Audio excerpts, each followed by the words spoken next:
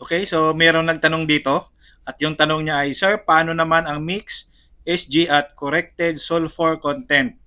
Okay, so ibig sabihin niya kung paano ito isolve. So, pero bago yan, shout out muna sa ating mga solid followers na si Chief Engineer Snowbreaker, aka Eduardo Endrera Jr. ng Mandurriao, Iloilo at kay Jovon Kilia. Okay, so ito yung example natin.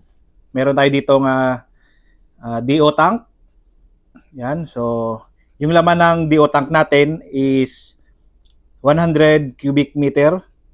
Yun yung volume niya, ROB or remaining on board. At meron tayong yung kanyang specific gravity at 15 degrees, 0.890.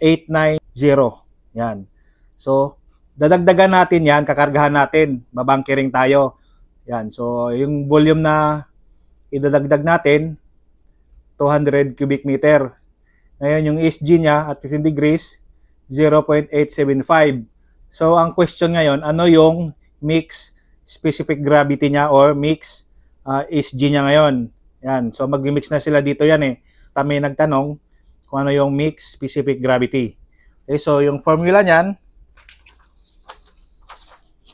ito yung formula natin. Mix specific gravity is equal to yung SG natin ng ROB times yung volume ng ROB natin plus open and close parenthesis ng specific gravity added yung ikakarga natin times yung volume added yung ikakarga natin yan. Okay, so divided by volume ROB plus volume added. Yan, so yan yung sa given data natin. Ito yung example. Compute nyo lang yan gamit yung calculator.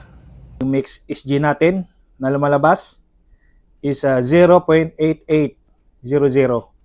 Yan. So yan yung mix SG niya dito sa DO tank natin. Okay?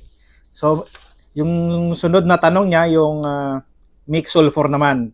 So ganito pa rin yung ano natin, yung formula, yung SG, palitan nyo lang ng sulfur. So yung sulfur ng ROB nyo, ito yung sulfur na ikakarga nyo. Okay? So sulfur added.